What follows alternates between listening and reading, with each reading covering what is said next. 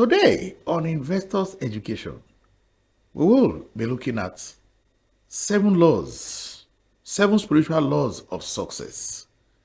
You know, man, we are not just this our physical body. We are a spiritual being living in a physical body. So we need to take care of our physical body. And when we say success, we are looking at success holistically, not just only success in material things. We're looking at success holistically in terms of your spiritual success and, of course, your material success, because they both go hand in hand together. But we see people who argue that once you are spiritual, you cannot be successful material. No, in fact, the spiritual is the real success. So let's now just look quickly at 7 spiritual laws of success. These laws were given to us by Deepak Chopra. Of course, it's the principles are designed to help individuals achieve success and fulfillment in their lives. Let's look at these laws one by one. The law of pure potentiality. This law emphasizes the importance of connecting with the infinite source of potential within oneself. You connect to higher sources. You connect to the universe. You know that, yes, you are not just this body, but you are a spirit. So by tapping into this potential, individuals can assess their true nature and achieve their goals. That is the number 1 law of spiritual success. That is the law of pure potentiality. We can do a lot, but if you depend on yourself, then in fact what man has achieved now is not even up to 1/10 of what man can achieve. So with the law of pure potentiality, where you connect to the infinite source. Law number 2, the law of giving. Very interesting.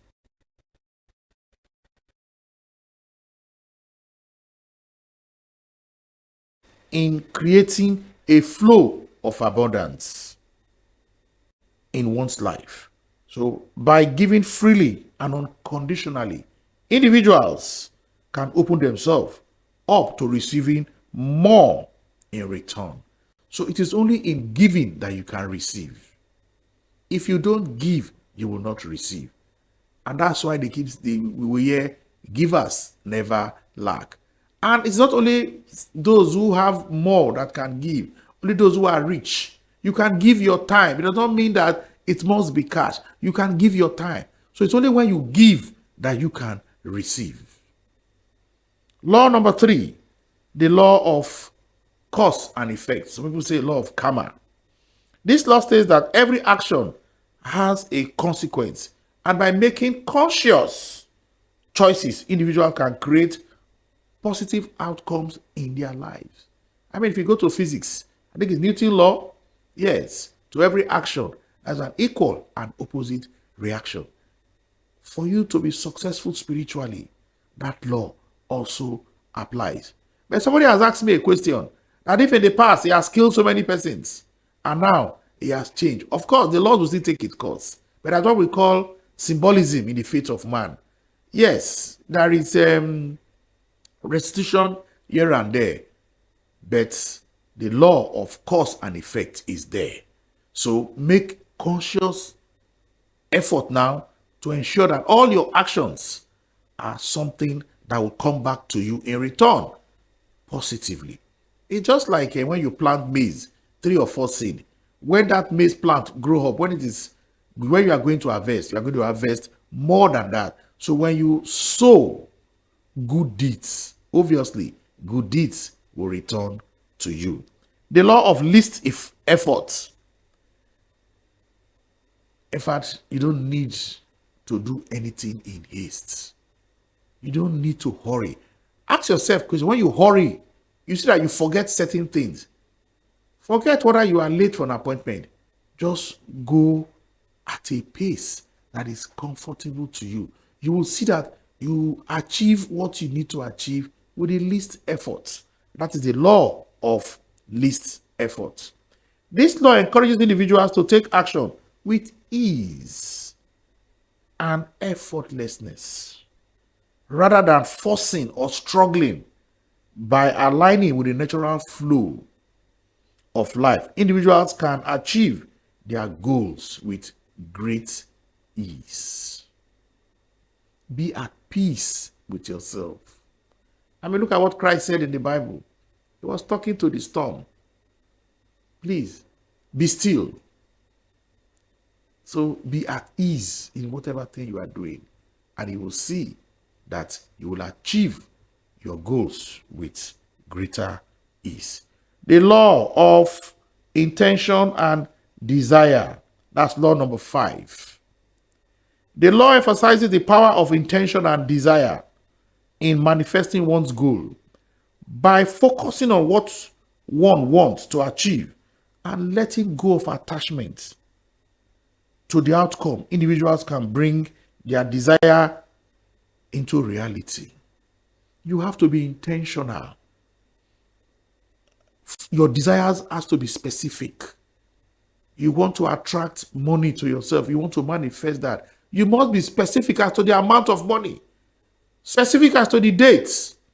So you must be intentional in anything you want to do. Why do I want to achieve this goal? You must have that intention. And you must be specific. You must have a definite desire. In fact, that's even what Napoleon Hill told us in one of his books. Definite desire. Your desire must be definite, must be specific. You can feel it, you can see it. Then, with that law, you will be able to bring your desires into reality. Law number 6, the law of detachment. This law encourages individuals to let go of attachment to specific outcomes and instead focus on the present moment. By doing so, individuals can stay open to new opportunities and possibilities. Yes, you want to manifest your goal. You don't need to attach yourself to it. Just detach yourself. Have an open mind. There could be other possibilities and, of course, opportunities. You are planning to have a job in a particular company. You have done everything you're expected to do. But still open up your mind. Maybe you're not even taking in that particular company that you have set your goals and everything. You don't know a better one is coming. So let us try to detach ourselves from the outcome of our desires that we have in mind. Let's have an open mind, because there are a lot of opportunities and possibilities. But by the time you close your mind, you say, no, this is just it. Then you close to other opportunities and possibilities. The last law of spiritual success, which is the law of purpose of life. Purpose of life. Creation has a purpose. Man has a purpose. There is a purpose why we are in this part of creation.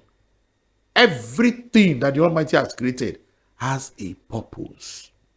So the law emphasizes the importance of discovering one's true purpose in life and aligning with it. By doing so, individuals can find meaning and fulfillment in their lives. A driver who drives in a company, there is a purpose. The driver should see himself or herself aligning with the strategy goals of that organization, because the driver is part of a bigger purpose. You shouldn't just see yourself, oh, I'm just a driver. No, you are part of a bigger purpose, and that gives meaning to that individual. You come to a construction site, and you ask one or two persons. This one say, we are just molding block. Oh. Another will tell you, I am part of a project to build a very gigantic structure that will be beneficial to the community. So you can see two workers, same construction site, giving us different mindsets. So we should understand this law of purpose of life. We all have a purpose why we are in this part of creation. And by the time we understand, we discover ourselves, then it becomes very easy for everybody. You will see that you will enjoy even the present job you are doing. These laws offer a holistic approach to achieving success and fulfillment, emphasizing the importance of spiritual growth, self-awareness, and of course, conscious living. So as we go about our day-to-day activities, let's be mindful of some of the things that we do for us to achieve spiritual success. And of course, when you have spiritual success, that means everything material will be added on to you. Do not hurt your fellow man as you go about your day-to-day activity on this planet. Preach peace. Be an embodiment of peace. Be an embodiment of character. Be an embodiment of ethics. Be an embodiment of growth. Be still and have peace. Thank you.